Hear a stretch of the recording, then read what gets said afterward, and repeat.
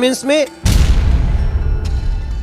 सीधे बुलाइब अपने दूसरे महायोद्धा के जे डावर रेड पेस्ट यूपी के शान बाड़े रघुवीर बाबू।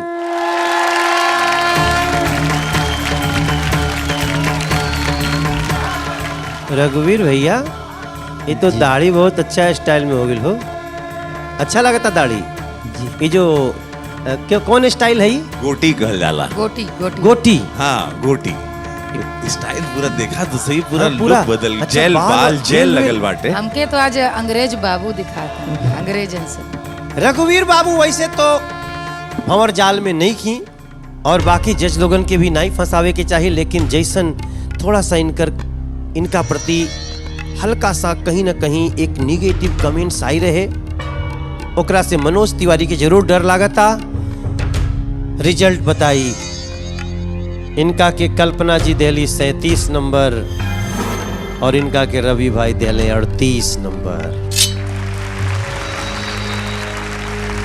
वैसे तो आप लोग टीवी देखा तो नहीं जा तरह सब भी पहले जानत होगा जा के फंस सकेला। रघुवीर बाबू के बारे में हम नहीं सोच के चलत, लेकिन जहिया रघुवीर फंस जाइए ना वो दिन हमार बड़ी बुरा हाल होई, हमार बड़ी बुरा हाल होई। तो हमेशा ऐसा ही चलत रहा और ऐसा गाना गावा कि आज शुक्रवार के दिन सबके घर में खुशहाली हो जाए, सब कोई गाना गावे लगे, सब कोई टीवी के सामने नाचे लगे। You are safe sir, you can sing. Thank you. प्यार राजा प्यार रानी हा,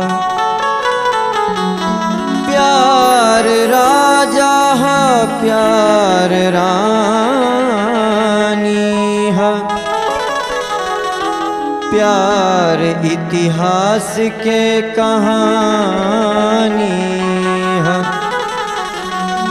केहू परिभाषा ना दिहल कर, अरे प्यार तो गंगा जी के पानी है। जहिया से प्यार भइल, जहिया से प्यार भइल, तोह से गुजरिया तहिए से हो, तोहरे के खोजे ले नजरिया ए गोरी तहिए से हो, तोहरे के खोजे ले नजरिया ए गोरी तहिए से।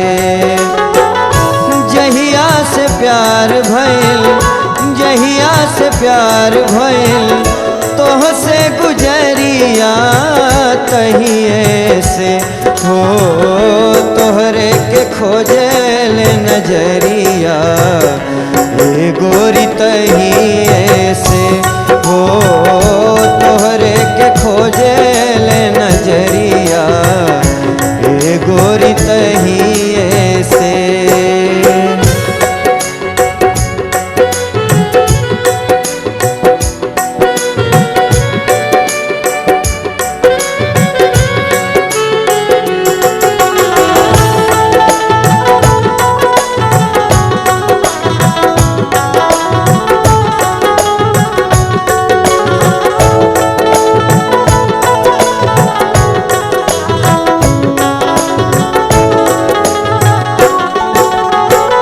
जब से तू हमारा हिया में समैलो, कुछो ना बुझाला हमके पागल बनैलो।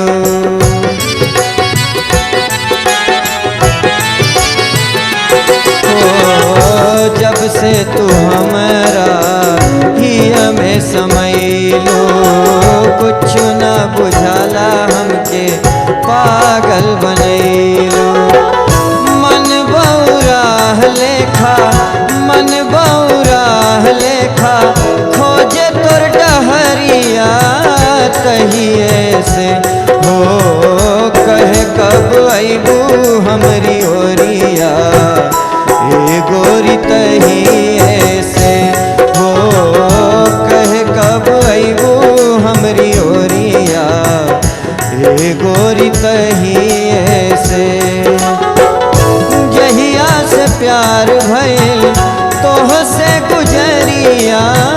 तहिए से हो तोहरे के खोजे ले नजरिया ए गोरी तहिए से हो तोहरे के खोजे ले नजरिया ए गोरी तहिए से हो तोहरे के खोजे ले नजरिया ए गोरी तहिए